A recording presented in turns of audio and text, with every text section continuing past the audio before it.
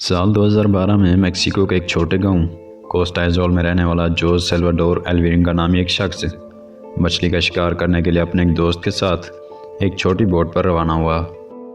ये एक मछेरा था और इसका ये रोज़ का काम था। जोस की उम्र 36 साल थी। ये पैसिफिक ओशन के किनारे मछली का शिकार करने के लिए गया। जैसा कि यह इनका मामूल था कि हर रोज़ पैसिफिक ओशन के किनारे माहीगिरी करता था।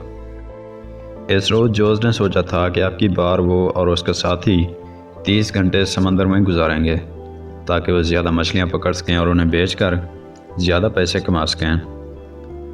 मगर उन्हें क्या मालूम था कि ये 30 घंटे एक्सटेंड होकर 438 डेज़ बन जाएंगे, जो कि इंतहाई बदतरीन हो गए।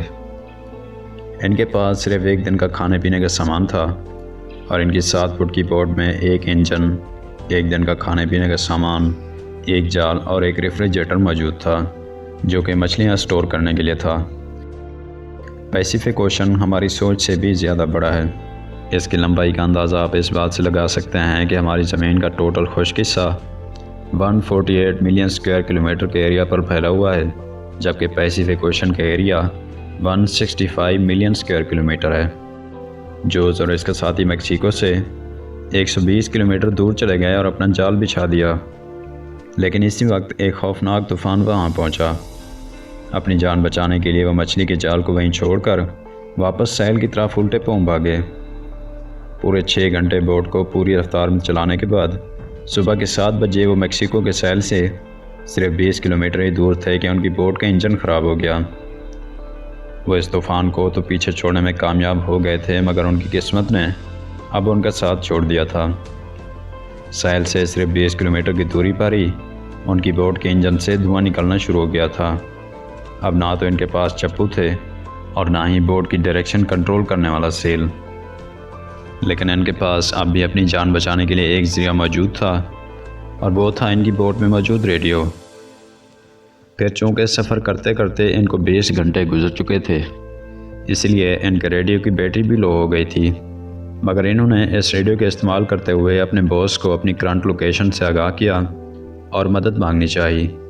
इनके बॉस के रिप्लाई का इंतज़ार करते करते रेडियो की बैटरी भी ख़त्म हो गई। अब वो पूरी तरह से नाउमीद हो चुके थे और अब उनकी हालत ऐसी थी जैसे आप किसी दुकान पर जाते हैं और किसी कीमती चीज़ को देखते हैं तो आपके दिल में ये ख्वाहिश होती है कि काश मैं इस चीज़ को ख़रीद सकता, लेकिन क्या हो कि आपके पास इस चीज़ को ख़रीदने के लिए जेब में इतने पैसे ही मौजूद ना हों।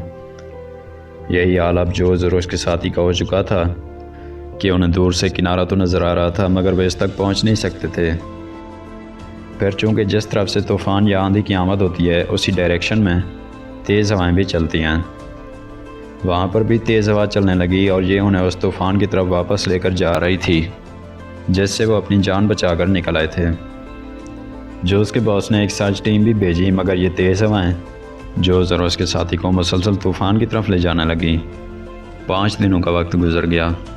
जोस का बॉस हर रोज़ सर्च टीम को भेजता था, मगर वो जोस को बिना ढूंढे ही वापस आ जाती थी, क्योंकि जोस अब समंदर के साहिल से 450 किलोमीटर दूर जा चुका था और अब जोस और उसके साथी जिस तरफ भी देखते थे उनको पानी पानी नज़र आता था। इनके बचने के चांसेस अब 1% से भी कम रह चुके थे, क्योंकि इनके रेडियो की बैटरी भी लो थी। दूसरा, इनकी बोट भी इतनी छोटी थी जिसे दूर से स्पॉट भी नहीं किया जा सकता था।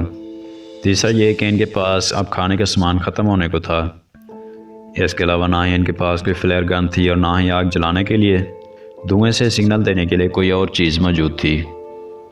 यानी जोस एल्वेरिंगा और उसके साथी को ये बात अच्छी तरह से समझ आ चुकी थी कि अब वो तड़प तड़प कर मरने वाले हैं।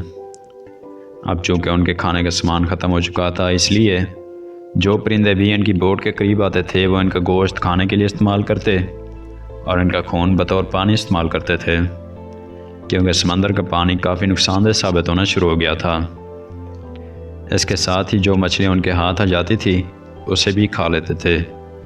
उन्होंने प्लास्टिक की बोतल में बारिश का पानी स्टोर करना शुरू कर दिया और उसे पीने के लिए इस्तेमाल करने लगे। इसी तरह दिन गुजरते गए और फिर महीने, और इसके साथ ही इन्हें इस माहौल की आहिस्ता आहिस्ता आदत भी होने लगी थी। लेकिन ये दोनों जिस कंडीशन और मेंटल टॉर्चर से गुजर रहे थे ये हम और आप इमेजिन भी नहीं कर सकते।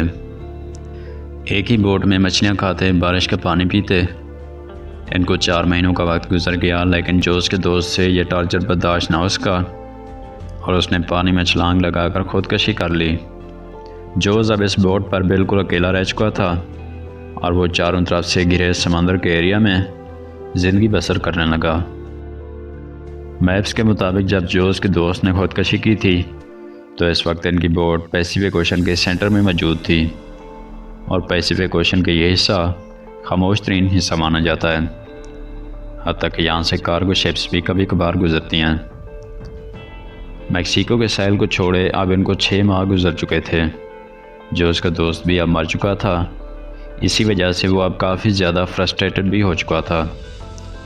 एक दिन जोस को समंदर में एक कार्गो शिप गुजरती हुई दिखाई दी। जोस में ज़िंदगी की उम्मीद पैदा होने लगी।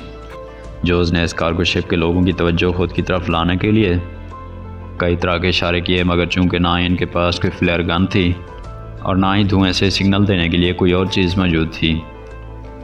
आहिस्ता आहिस्ता वो कार्गो शिप आगे बढ़ने लगी और साथ ही जोस के अंदर ज़िंदा रहने की उम्मीद एक बार फिर से ख़त्म होने लगी।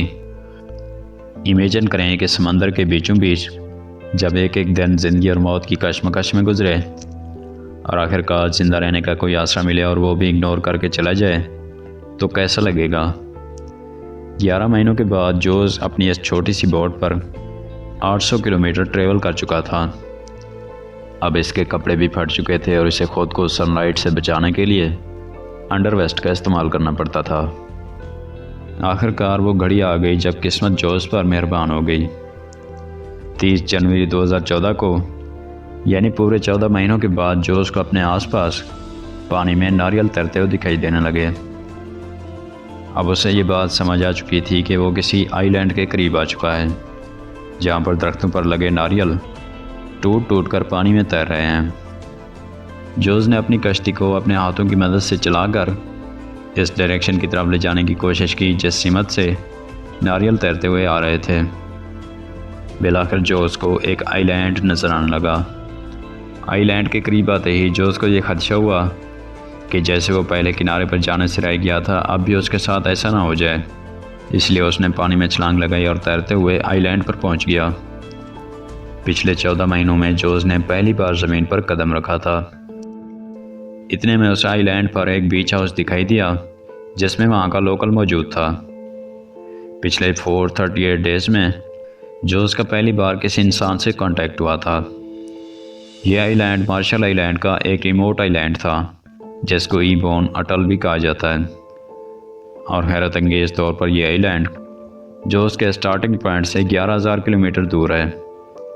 ये भी जोस की खुशकिस्मती थी कि वो समंदर में इस छोटे आइलैंड पर पहुंच गया, वरना अगर ये आइलैंड भी इससे मिस हो जाता तो अगला स्टॉप इसका फिलीपींस में होता, जो इस आइलैंड से भी 5,000 किलोमीटर मज़ीद दूर है। ईबोन अटल आइलैंड से जोस को सीधा इसके घर पहुंचाया गया, जहां पहुंचते ही जोस को एक और मुसीबत ने आ घेरा, क्योंकि जोस पर अपने साथी को मारने का इल्ज़ाम लगाकर इस पर केस कर दिया गया था। जोस ने 438 डेज़ से अपनी किताब भी लिखी जिसमें ये सारा वाक़या बयान किया गया है। जोस के इस वाक़ये से हमें ये सबक मिलता है कि चाहे कुछ भी हो जाए, इंसान को उम्मीद का दामन नहीं छोड़ना चाहिए। बाकी आप जोस के पेशेंस के बारे में क्या कहते हैं, कमेंट करके ज़रूर बताएं। वीडियो को लाइक कीजिए, हमारे चैनल को सब्सक्राइब कीजिए और साथ ही घंटी के बटन को प्रेस करना ना भूलिए, क्योंकि मिसिंग फैक्ट्स पर इसी तरह की शानदार वीडियोस अपलोड होती रहती हैं। मिलते हैं आपसे इसी तरह के एक और शानदार वीडियो में। तब तक के लिए अल्लाह हाफ़िज़।